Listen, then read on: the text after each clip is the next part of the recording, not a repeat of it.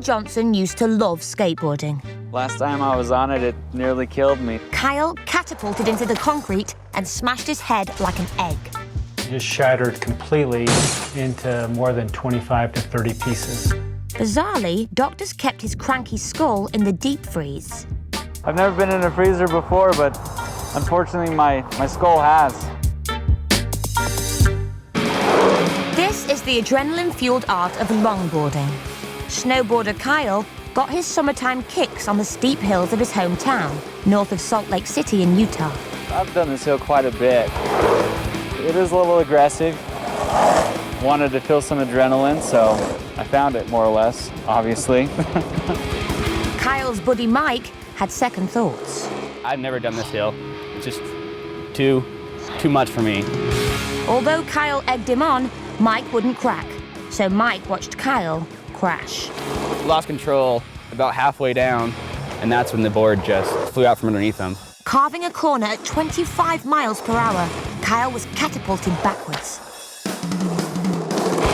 With no helmet, all his falling weight smashed the back of his head into the road. That's about where he fell. There was blood just pouring out of his head, blood all up in your ear. The emergency services were scrambled, and paramedics found Kyle had a crumbled cranium. I just got around to the back of his head and just felt a huge soft spot from ear to ear. He was in and out of consciousness. Blood coming out of both ears. We started some IVs. As the call progressed, he became more and more unconscious. Not one memory of any of this. Although whisked off to hospital, Kyle's condition went rapidly downhill. He arrived at the ER in a coma, and Dr. Welling assessed his brain activity score. The best you can get is a 15. Patients who are dead get a score of 3. Kyle's score was 6. Kyle was breathing, but completely unresponsive. So when his parents saw him swollen and unmoving, they had to prepare for the worst.